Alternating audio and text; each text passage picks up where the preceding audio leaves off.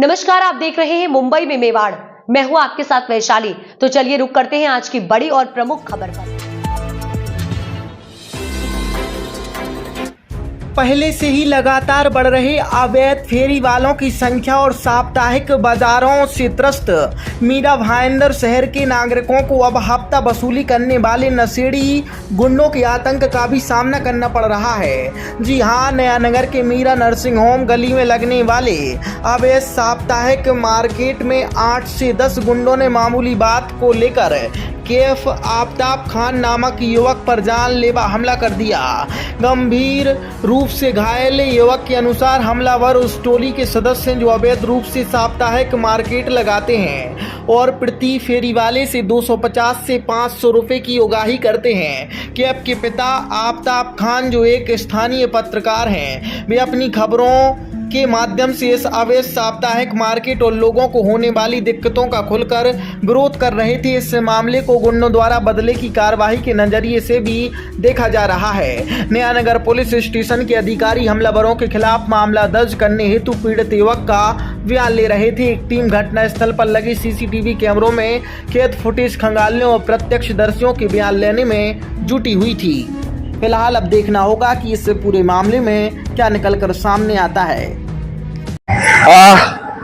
मैं ये कहना चाहूंगा कि मैं जिस जगह पे रहता हूँ वो नया नगर का मीरा नर्सिंग होम गली कह सकते हैं आप उसको। मतलब एक ऐसे जगह पे रहता हूँ जहाँ पे ऐसा लगता है कि पता नहीं कितने गुंडे, कितने मवाली, कितने चर्सी, कितने गर्दुल्ले रहते हैं मालूम नहीं, लेकिन मैं 20-25 साल से वहां पे रहता हूँ। आज जो हुआ वो हादसा ये था कि करीबन 12-12:30 बजे के आसपास मेरा बेटा बोलता है कि मैं बाल कटा के आता हूँ। वो स्कूटी लेकर के बाल कटाने के लिए निकलता है और आज के दिन सैटरडे है, तो सैटरडे के दिन वहां पे गुंडे लोग मिलकर के हफ्ता लेकर के और वहां पे एक मार्केट लगाते हैं जिसकी वजह से आने जाने वाले को तकलीफ होता है। जब ये निकला तो एक टेम्पो आ रही थी, वो टेम्पो रिवर्स ले रही थी। इसको किसी ने वहां पे, अब आप समझिए कि वो किस लेवल का लड़का होगा जो इसको किस तरह से बोला होगा कि ये चल हट इधर से, रोक अभी टेम्पो आने दे, ऐसा क्या उसको मेरे बेटे को।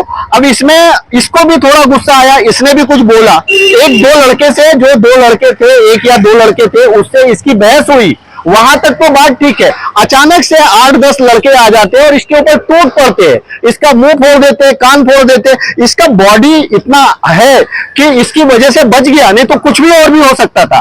तो ये जो गुंडे, बाद में हमें पता चला कि उन गुंडों में, उन मारामारी करने वाले में एक सोनू मेंटल करके है। वो मेंटल है, पता नहीं उसको पुलिस ने खुला क्यों छोड़ा हुआ है। दैट सोनू मेंटल भी उसको मारा है।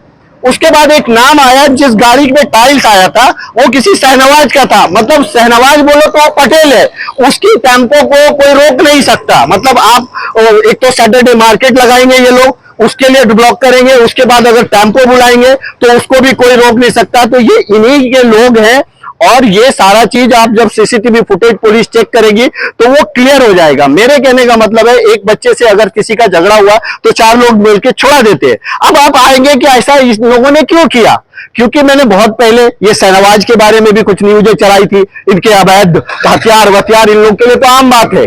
उसके बाद वो सोनू मेंटल जो मार्केट लगाता था उसके लिए न्यूज लाए थे। तो ये वो लोग, चूंकि हम उसी गली में रहते हैं तो उन लोगों को पता है ये इसका बेटा है।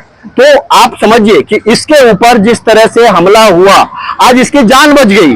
कुछ भी हो सकता था। नया नगर में आपने कुछ दिन पहले सुना होगा ये सोनू मेंटल अरेस्ट भी हुआ था। एक सलाऊ नाम का आदमी जो है गिर करके मर गया था। चरस, गांजा, अफीम, मतलब ये सारा चीज है। मैं नया नगर के सीपी मधुकर पांडे सर से हाथ जोड़ के बोलूंगा, डीसीपी सर से बोलूंगा कि आप इन ऐसे गुंडे को खुले कैसे छोड़ सकते हैं। ये कुछ दिन पहले सोनू मेंटल तड़ी पार था, इसके ऊपर अगर आप देखेंगे तो कई सारे केसेस है। आज तो हद हो गई, आज तो हद हो गई। उसने एक पत्रकार की फैमिली पे हाथ डालना शुरू हो गया।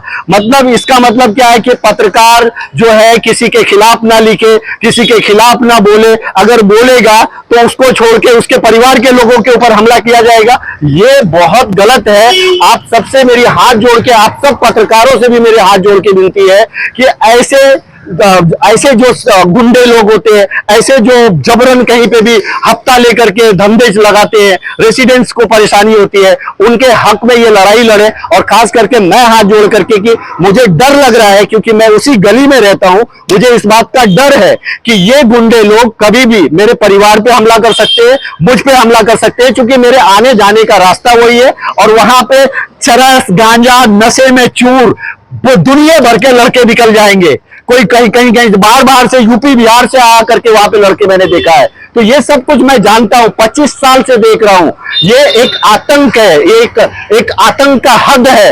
और मनपा को बोलना चाहूंगा, मीरा भाईंदर महानगर पालिका को, कि ऐसे गुंडे लोगों को हफ्ता लेकर के धंधा लगाने देते हैं, जिसकी वजह से इस तरह के हादसे होते हैं। आपने इसके पहले भी सुना होगा, उसी मार्केट में बहुत बड़ा मार हुआ था, यहां तक कि हाथ मर्डर तक का केस लगा था। ऐसे हुए थे, आए दिन इस तरह के झगड़े होते रहते हैं। तो क्या आदमी जहां पे रहता है, ये